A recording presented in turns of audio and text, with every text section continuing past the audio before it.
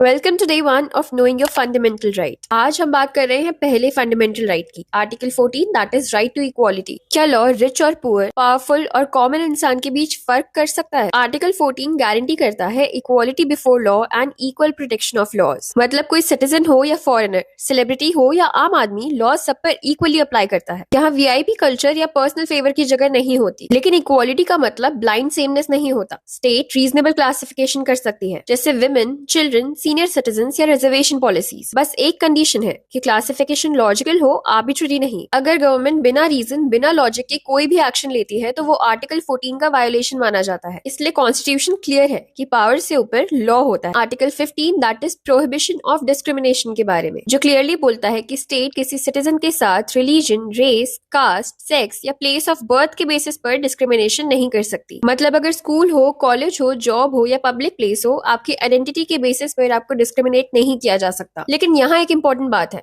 Article 15 discrimination को मना करता है लेकिन प्रोटेक्टिव डिस्क्रिमिनेशन को अलाउ करता है। इसीलिए विमेन के लिए स्पेशल लॉज, SC, ST और OBC रिजर्वेशन और स्पेशली बैकवर्ड क्लासेस के लिए बेनिफिट्स कॉन्स्टिट्यूशनली वैलिड है, क्योंकि अनइक्वल लोगों को इक्वल बनाने की जरूरत है। बात करते हैं आर्टिकल 16 की, that is equality of opportunity in public employment, जो गारंटी करता है कि गवर्नमेंट जॉब्स में हर सिटीजन को इक्वल अपॉर्चुनिटी मिलेगी। मतलब रिक्रूटमेंट, प्रमोशन या सर्विस कंडीशंस पे रिलीजन, रेस, कास्ट, सेक्स या प्लेस ऑफ बर्थ के बेसिस पर डिस्क्रिमिनेशन नहीं हो सकता। लेकिन यहाँ भी एक इंपॉर्टेंट एक्सेप्शन है। आर्टिकल 16 रिजर्वेशन अलाउ करता है for SC, ST, OBCs, economically and socially backward classes, जिसका रीजन सिंपल है कि अगर स्टार्टिंग लाइन ही अनइक्वल हो तो इक्वल कॉम्पिटिशन पॉसिबल नहीं होता। इसीलिए आर्टिकल 16 बोलता है कि गवर्नमेंट जॉब लक से नहीं बल्कि फेयर अपॉर्चुनिटी से मिलेगी। आज बात करते हैं article 17 that is abolition of untouchability के बारे में, जो क्लियरली बोलता है कि अनटचेबिलिटी इज अबॉलिश्ड। मतलब कास्ट के बेसिस पे किसी के साथ डिस्क्रिमिनेशन, सोशल बॉयकॉट या पब्लिक प्लेसेस से दूर रखना कंप्लीटली इलीगल है। इसका वायोलेशन एक पनिशेबल ऑफेंस है। अनटचेबिलिटी प्रैक्टिस करना सिर्फ एक रॉन्ग नहीं बल्कि एक क्राइम भी है। आज हम बात करेंगे article 18 that is abolition of titles के बारे में, जो बोलता है कि स्टेट किसी सिटीजन को कोई टाइटल नहीं दे सकती। मतलब राजा, महाराजा, नवाब, ऐसे टाइटल्स कॉन्स्टिट्यूशनली बैंड है, क्योंकि ये आर्टिफिशियल इनइक्वालिटी क्रिएट करते हैं। लेकिन यहाँ एक इंपॉर्टेंट एक्सेप्शन है, मिलिट्री और एकेडमिक ऑनर्स जैसे भारत रत्न, पद्म भूषण, ये डिग्री टाइटल्स अलाउड है क्योंकि ये इक्वालिटी को ब्रेक नहीं करते। कोई सिटीजन अगर फॉरेन स्टेट से टाइटल एक्सेप्ट करे तो उसे प्रेसिडेंट की परमिशन लेनी होती है। आज हम बात करेंगे article 19 that is right to freedom के बारे में। आर्टिकल 19 सिटीजन को कुछ बेसिक फ्रीडम देता है, जैसे स्पीच और एक्सप्रेशन की फ्रीडम, पीसफुली असेंबल होने की फ्रीडम,